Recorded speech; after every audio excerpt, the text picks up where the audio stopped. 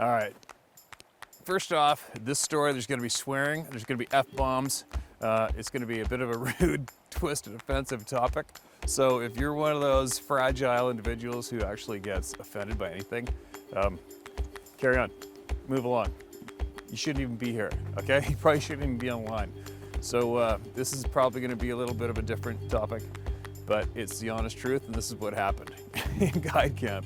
Now, this is probably, I think this is probably in the mid-90s or something. When you're guiding hunts or you're guiding big game fishing, you're meeting people from all over the planet, non-stop. And they're strangers, they don't know, obviously they don't know you. They don't know your personality. Sometimes you get people who don't speak English at all. You get people from other cultures, other parts of the world. You get people from everywhere. And sometimes it can be challenging to communicate with them. But usually hunting or fishing, it's what you're doing. You can get across to them what you want them to do or whether or not it's fun, and you can still make it fun.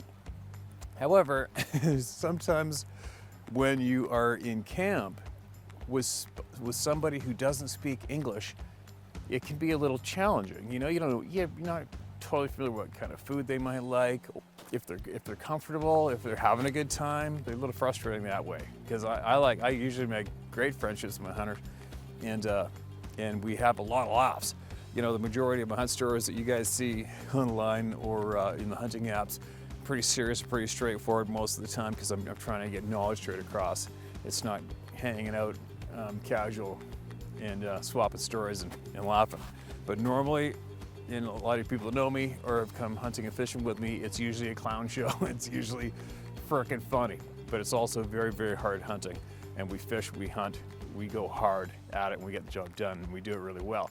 But at the same time, it's usually comedy hour. So picture this one.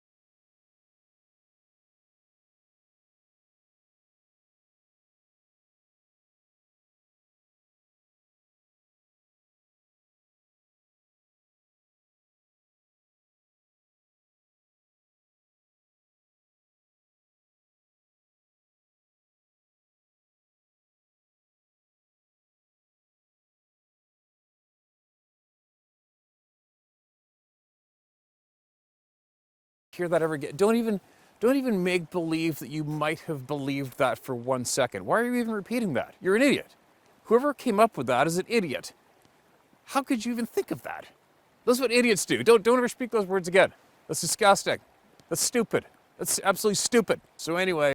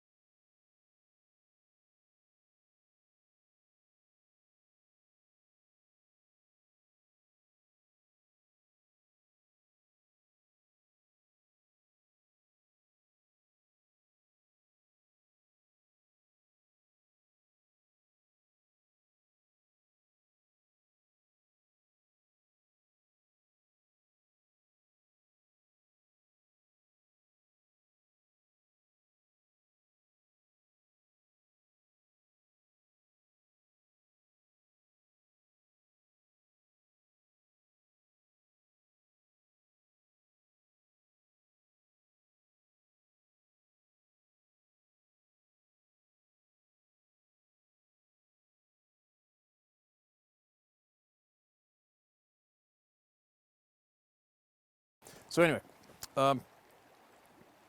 we are at the dinner table having dinner. So picture this one. The Hungarian guy's sitting straight across me, facing me. Ken's sitting next to him. No, Hungarian guy's straight across me, sitting right there facing me. Ken's on my left.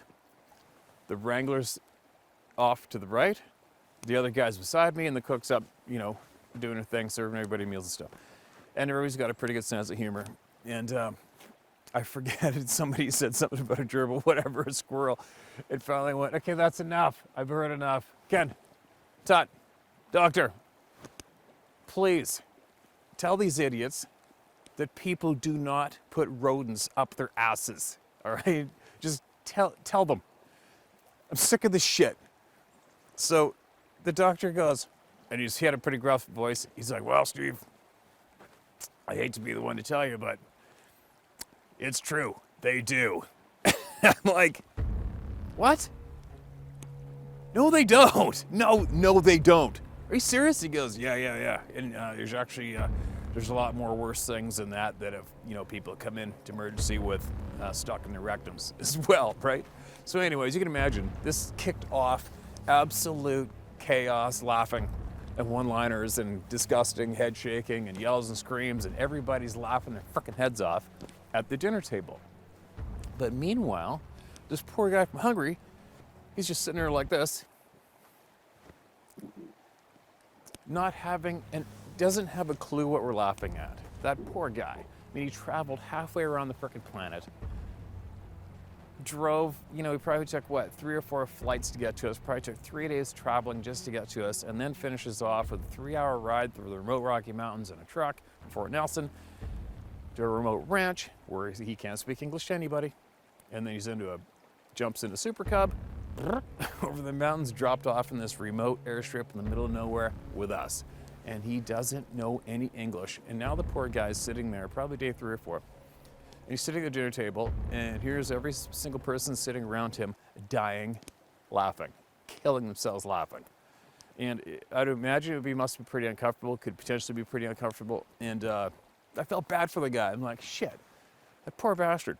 He's sitting there he has to sit there through comedy night, and he doesn't know what we're laughing about, and he probably thinks we're making fun of him. What a shitty deal. So I leave the cook shack early, and because I wanted to go back to our cabin, I knew he had the translation book. And I grabbed the translation book, and I grabbed a notepad and a pencil, and I sat there, and I wanted to tell him what we were laughing at, so he could, you know, maybe join in a laugh and know that we weren't making fun of him at his expense, you know, and make sure he was part of the crew and having a good time and laughing. So it took me frickin' 2.5 hours. I'm going through every single page, you know, and I have to find every single word. And then I got to try to put it together so I give it the right delivery. So, and we had some of this on video because while I was doing it, I only had one of those high 8 cameras at the time. I do have that footage somewhere. I don't know where it is, but the Wrangler come in. He's got the video camera. He's like, "So, what are you doing, Steve?" And I go, "Well, I'm trying to write down what for the guy from Hungary. I got to tell him exactly what we were doing at the dinner table." And he goes, "Hey, what was that, Steve?" And I'm going, "Well," I go, "so far I've only got to funny doctor tell funny story at dinner table about man that put," and I couldn't find the Hungarian word for gerbil, but I did find guinea pig. So I go, "Funny doctor tell funny story at dinner table about man that put guinea pig up his ass." Right? And I'm thinking, of course it's gonna get it. Mind you, you ever had one of those moments where you didn't completely think out something before you did it, and you did it, and then you kind of afterwards thought, "Oh shit, what was I thinking?" Right? So it took me 2.5 hours to find all these words in this damn book. And that's exactly what I put. I put, "Doctor tell funny story at dinner table about man that put guinea pig up his ass." And then I'm all proud of myself because I did a good thing. And finally he comes into the cabin, and it's just him and I in the cabin, the guy from Hungary, and I go, "Hey, here, check it out. Here, read this." And I'm standing there, I'm smiling, I'm waiting for his reaction to start cracking up laughing. And he starts reading it. It's like, "What? He starts blowing a gasket, yelling at me, pointing at me, freaking out, going purple in the face, throws the book against his bunk and turns around and rips out the cabin. I'm like, no, what? Shit. Oh no. Oh shit. Oh no. And I'm like, oh my God. I don't know what I just said to him, but think of the possibilities. I could have just said, I think you're smoking hot and sexy and I want to put a guinea pig up your ass. Or I could have said, hey, let's hang out in the mountain and put guinea pigs up our asses. I don't know what I said to him, but you know what? There was no recovery. That poor guy would not sit facing me ever again. He never sat across from me again. He didn't look at me. Every time he did have to walk by me, he had the sourpuss. He had this sourpuss look on his face, and he did get a nice moose. He did get a nice moose, but unfortunately, I don't know what I said to him. It was 100% a kind thing that I was trying to do. I was trying to include him on the stupid stories so he would know we didn't have laugh at his expense. And I inadvertently, I think I told him I wanted to sexually violate him with the guinea pig. It's an accident. What do you do?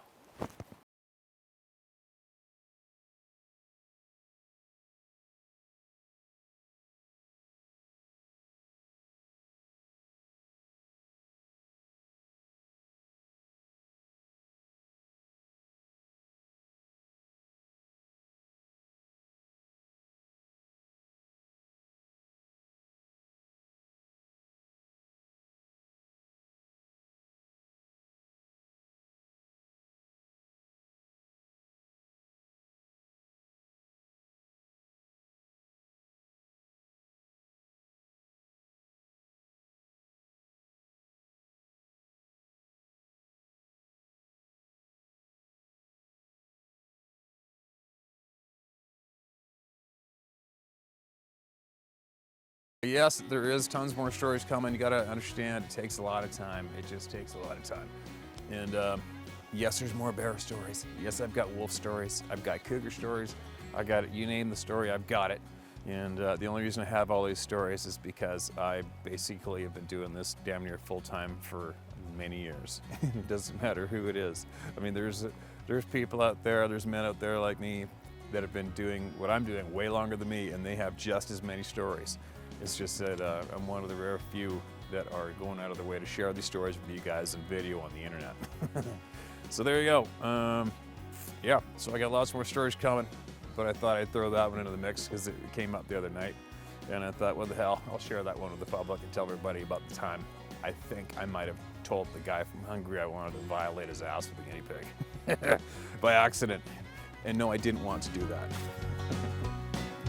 Hunt stories.